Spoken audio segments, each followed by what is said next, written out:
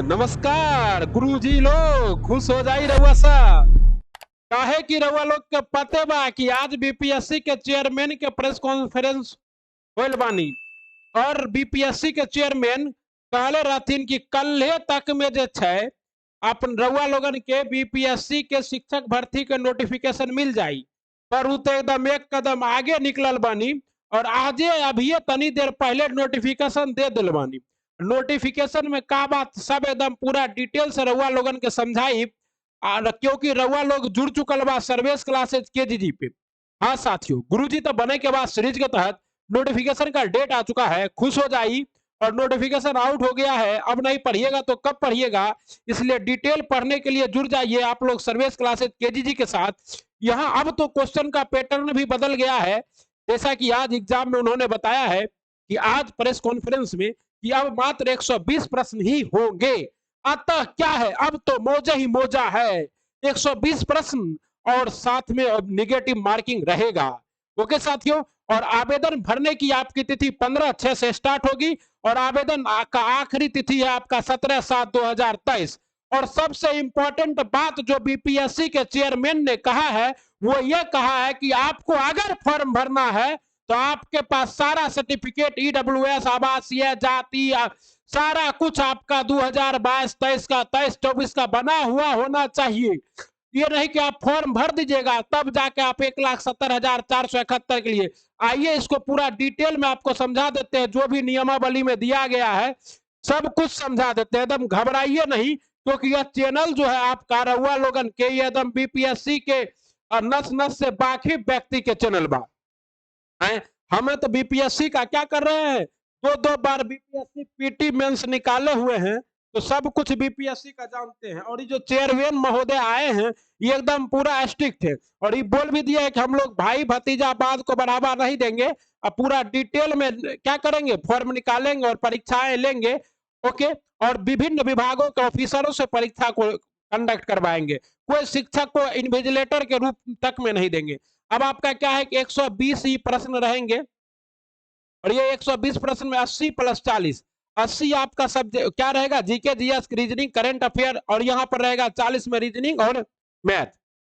Okay, सबसे पहले देख लेते हैं, अभी तुरंत आया है, एकदम जस्ट आया है, तो आप लोग यहाँ देख लीजिए। सामान्य का 13,000 इतना सीट है और महिलाओं के लिए प्राइमरी में 50% नीतीश चच्चा ने आरक्षण दे दिया है।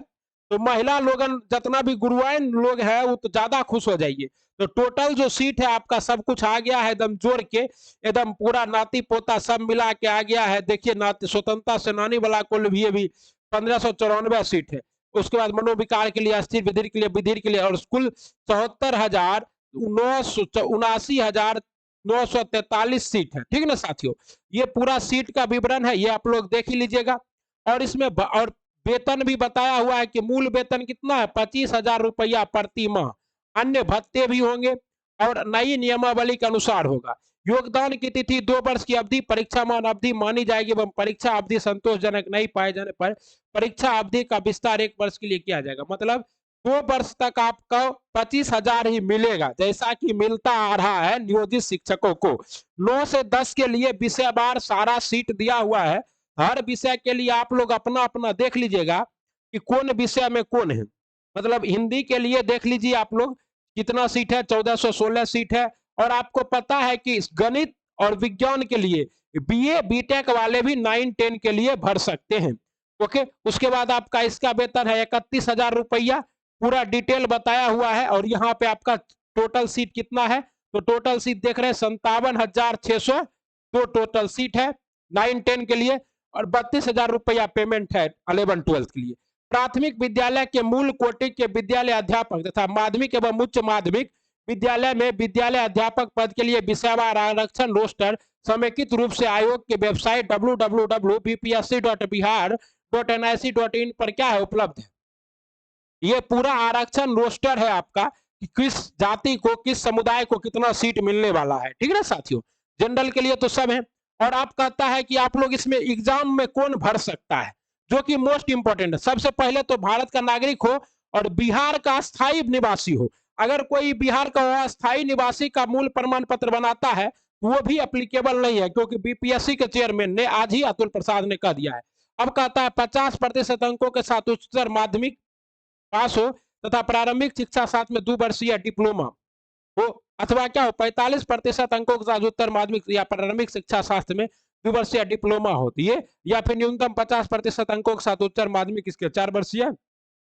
और बीएड वाला को भी मौका मिल गया है, स्नातक में प्रारंभिक शिक्षा में 2 वर्षीय डिप्लोमा चाहे किसी भी नाम से किया गया हो, इन सबों को मौका। न्यूनतम 55% अंकों तथा उसके समकक्ष ग्रेड के साथ स्नातकोत्तर और 3 वर्षीय एकीकृत बीएड या एमएड होगा तो वो भी भर पाएंगे। ठीक, कहता है जिसने, और साथ ही साथ ये है कि जो एनआईओएस से किए हैं, जो एनआईओएस वाले कंफ्यूजन में थे कि हमारा क्या होगा, तो उन्होंने कह दिया है कि जो एनआईओएस से किए हैं वो भी भर सकते हैं, लेकिन भरने के बाद उनको क्या करना पड़ेगा, 6 महीने के लिए एक विशेष पाठ्यक्रम को करना होगा। ओके, बांग्ला भाषी के लिए क्या है, वो बांग्ला में परीक्षा देंगे 5 तक। ओके, कक्षा 1 से 5 तक विद्यालय अध्यापक की मूल कोटि पद पर नियुक्ति हेतु शैक्षणिक एवं परिशैक्षणिक योग्यता में अनुसूचित जाति, अनुसूचित जनजाति, अत्यंत पिछड़ा वर्ग एवं दिव्यांग के अभ्यर्थियों को न्यूनतम अर्हता में 5% छूट दी जाएगी। कितना, 5% आपको हर चीज में छूट दिया जाएगा। ठीक ना, और ये सब आपका पता चल गया।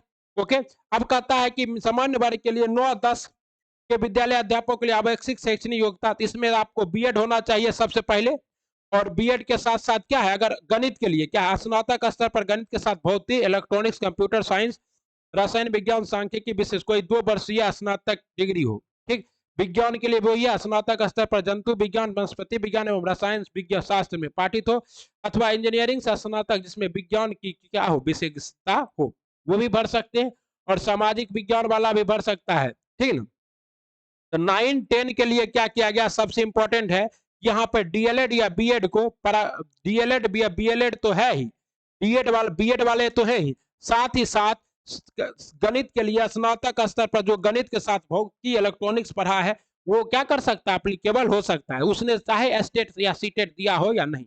कक्षा 11-12 के लिए भी वही है पूरा डिटेल में, और कंप्यूटर के लिए, अब फिजिक्स के लिए सब कुछ आपको बता दिया 1 से 12 तक। आप लोग इसको और डिटेल में पढ़ भी लीजिएगा, टेलीग्राम पे डाल रहे हैं। ओके साथियों, एकदम अब तो सारा कुछ व्यवस्था हो गया। अब सबसे बड़ी बात है उदाहरण, कहता 1 से 5, यहाँ देखिए, सभी प्रमाण पत्र आदि आवेदन जमा करने के समय पूर्व से ही निर्गत हो तथा उपरांत स्व घोषणा आधारित विकल्प लागू नहीं होगा, और ऐसे अभ्यर्थी को ऐसे प्रमाण पत्रों के संबंध में अनिवार्य रूप से ऑनलाइन आवेदन मांकित करना होगा कि उसकी छाया प्रति भी देनी होगी। तो वही बात जो हम बताए थे कि आप पहले ये नहीं कर सकते हम ईडब्ल्यूएस हैं, आप लोग जल्दी जल्दी बना लीजिए, 15 दिन का समय है, अभी 30 तारीख है, 15 दिन में बन ही जाता है, और आप लोग ब्लॉक लेवल पर वाला भी बना लीजिएगा तो सब आदमी का हो जाएगा सीओल। कक्षा 1 से 5 तक के वैसे उम्मीदवार जो शैक्षणिक योग्यता धारण करते हो एवं सीटेट पेपर 1 में उत्तीर्ण हो, परंतु शैक्षिक योग्यता संबंधित पाठ्यक्रम अंतिम वर्ष में हो, सीटेट पेपर 1 में उत्तीर्ण होना चाहिए। अगर आप उत्तीर्ण हैं और आपका फाइनल डीएलएड या बीएड का एग्जाम नहीं हुआ है तो भी आप क्या है, एप्लीकेबल है। बस ये है कि आपका जो एग्जाम है वो 31/8/2023 तक हो जाना चाहिए। आयु सीमा आपको पता ही है साथियों कि न्यूनतम आयु 18 वर्ष है। ओके, और माध्यमिक के लिए न्यूनतम आयु 21 वर्ष है, लेकिन पुरुष के लिए अधिकतम आयु 21 वर्ष है। ठीक ना, और अनुसूचित जाति और जनजाति महिलाओं के लिए सभी के लिए 40 वर्ष है, और अनुसूचित जाति और जनजाति के पुरुष के लिए 42 वर्ष है।